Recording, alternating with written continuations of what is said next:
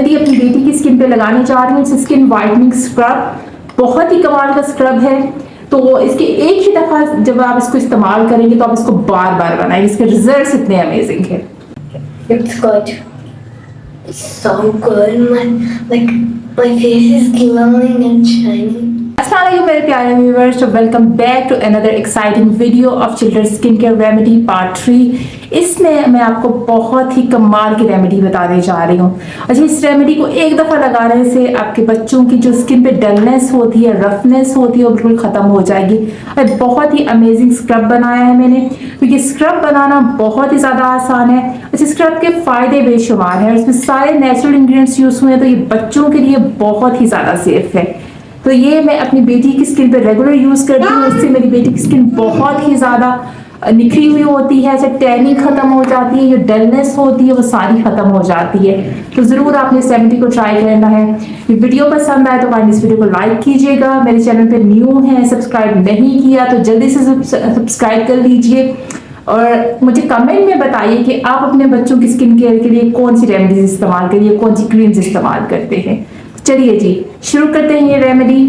ये रेमेडी बनाने के लिए सबसे पहले जी हमें चाहिए जौ का दलिया, जो बहुत ही ज़्यादा अच्छा होता है स्किन को एक्सफोलिएट करने में, डेड स्किन रिमूव करने में, हमारी स्किन को लाइट एंड ब्राइट करता है, अच्छा नरिश करता है हमारी स्किन को। तो यहाँ हम लोगों ने लेना है 2 चम्मच जौ का दलिया। इसको अपने हाथों की मदद से इस तरह से क्रश कर देना है, बहुत ही आसानी के साथ ही क्रश हो जाएगा। इसका पाउडर नहीं बनाना, इसको बस इस तरह से क्रश कर लेना है।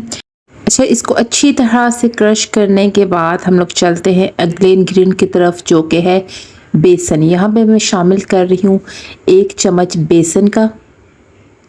उसके बाद हम लोगों ने इसमें शामिल करना है 2 चम्मच दही।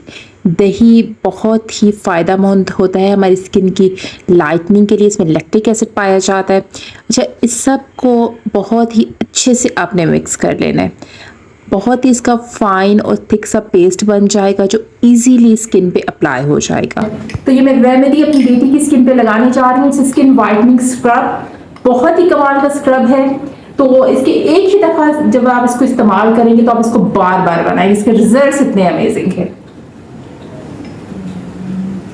अच्छा, आपने इसको अपने बच्चे के जो फेस पे, क्लीन फेस पे अप्लाई करना है। थोड़ा सा फेस पहले वेट कर लें, उसके बाद आपने इस रेमेडी को बेबी की स्किन पे या बच्चे की स्किन पे अप्लाई करना है। जो 1 साल से छोटे बच्चे होते हैं या 3 साल के, 5 साल के, ये 10 साल की है माशाल्लाह, और इसके मैं फेस पे रेगुलरली अप्लाई करती हूँ। तो जितने भी मतलब एज ग्रुप के बच्चे हैं आप उन पे आराम से इसको अप्लाई कर सकते हैं, क्योंकि इसमें कोई भी हमने ऐसी चीज़ नहीं डाली कि जो कि बेबी की स्किन के लिए सूटेबल ना हो। लेकिन हर बच्चे की स्किन जो कि डिफरेंट होती है, तो सबसे पहले जब बच्चों की स्किन पे कुछ भी आप लगाएं तो पैच टेस्ट लाजमी किया करें। इसके बाद जी आपने इसको थोड़ा सा स्क्रब लेके ना इस तरह से बच्चों की स्किन पे लगा देना है, ठीक है। ओके, सर्कुलर मोशन में आपने इस तरह से बच्चों की स्किन पे आपने इसका मसाज करना है।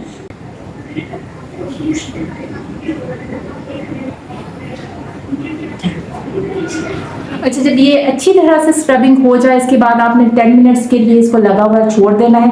10 मिनट्स के बाद ये जब ये अच्छी तरह से ये स्क्रब ड्राई हो जाए, इसके बाद आपने इसको लूक वार्म वाटर या नीम गर्म पानी के साथ ना अपने बच्चे का फेस धुलवा देना, और इसके बाद जब अपने बच्चे के फेस पे रोज़ वाटर का स्प्रे कर देना है। तो बेबी की जो बेबी है या फिर आपकी जो किड्स है, टीनेजर्स है, उन सब की स्किन बहुत ही ज़्यादा फ्रेश, बहुत ही ग्लोइंग और बहुत ही हाइड्रेट हो जाएगी।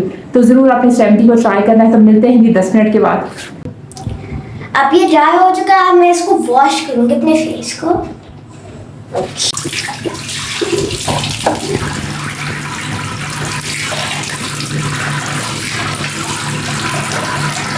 It's good. It's so good. My face is glowing and shiny.